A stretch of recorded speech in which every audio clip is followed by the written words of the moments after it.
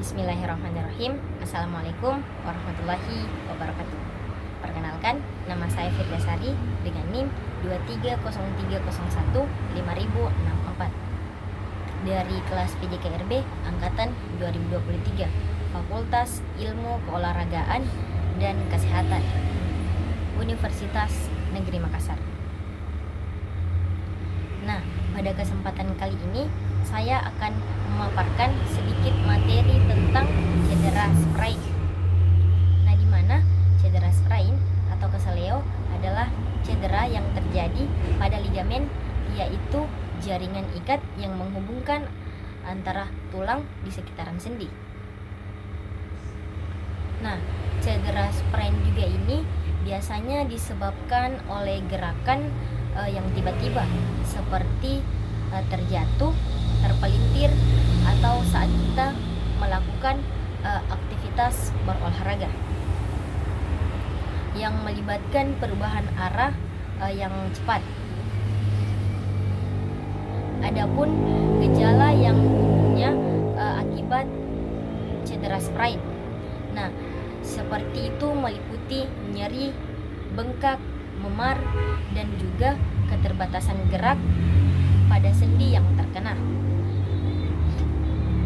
Nah, adapun tingkat keparahan dari cedera sprain ini dapat bervariasi melalui dari peregangan ringan hingga juga robekan total pada ligamen.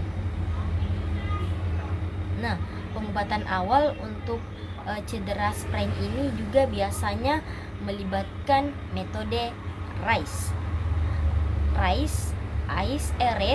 ice, compression, dan elevation.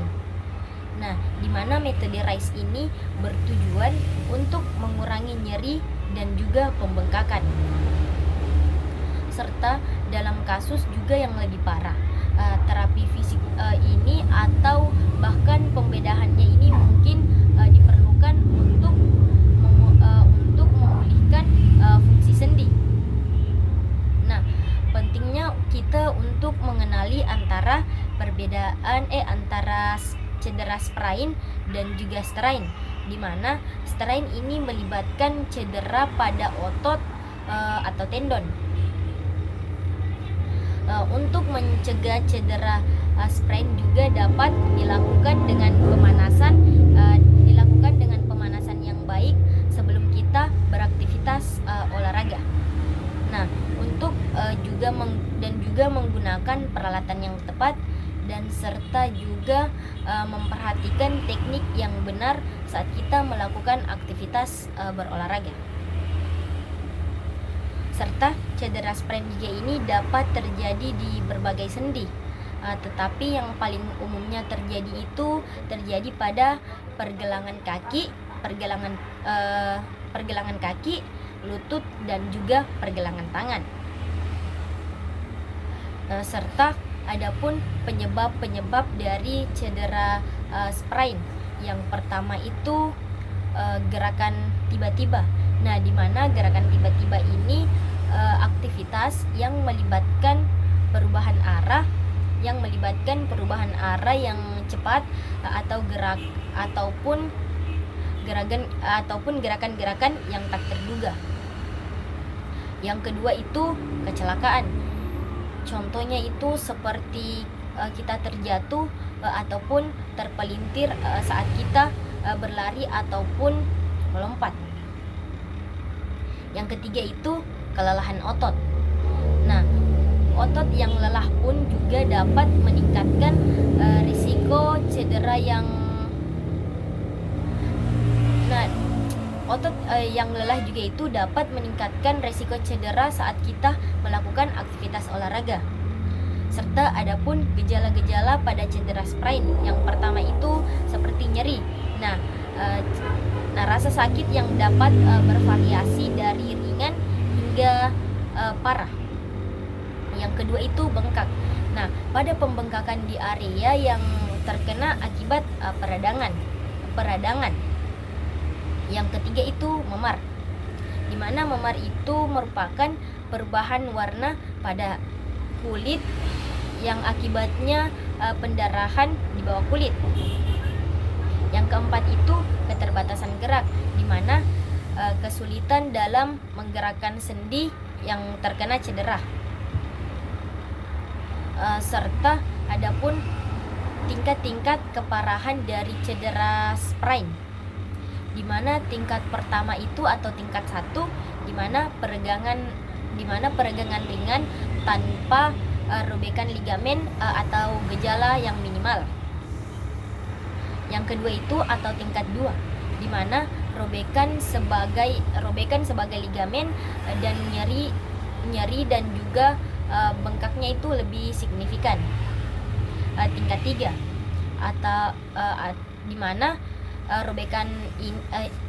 robekan total pada ligamen yang sering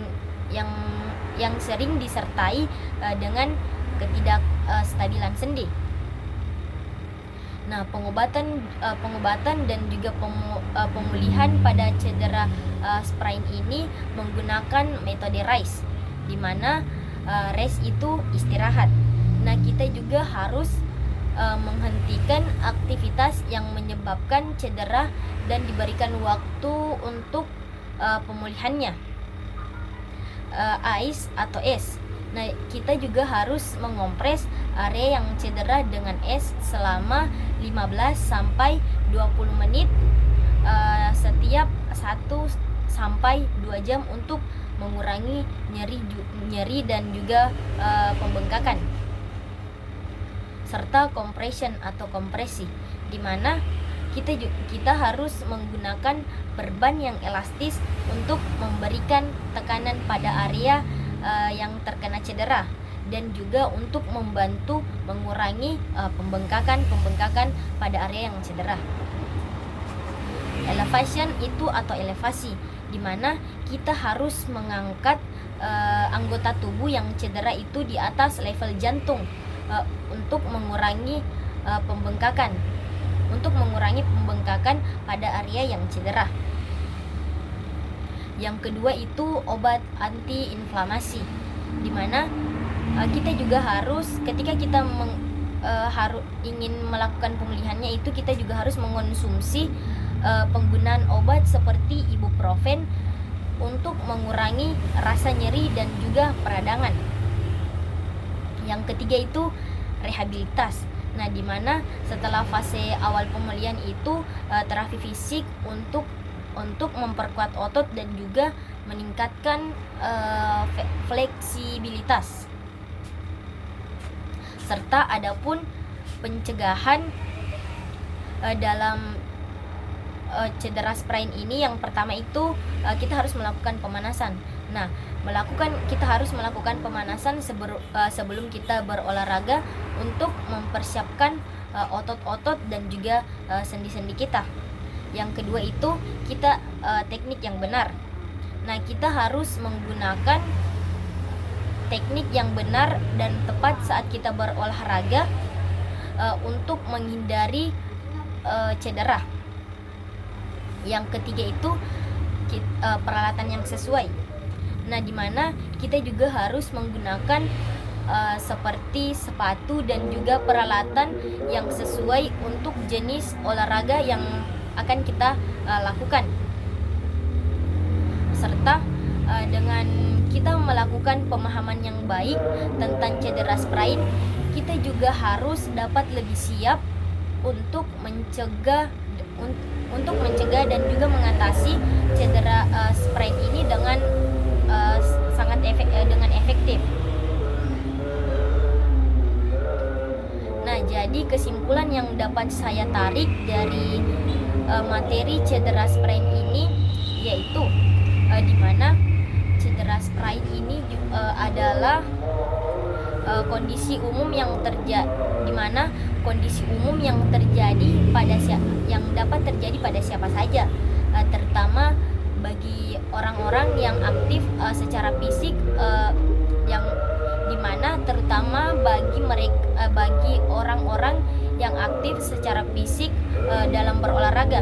Nah, dengan pemahaman yang baik tentang penyebab, penanganan dan juga pencegahan risiko cedera ini juga dapat diminimalkan, dan juga pemulihannya ini dapat dilakukan dengan efektif dapat dilakukan dengan efektif.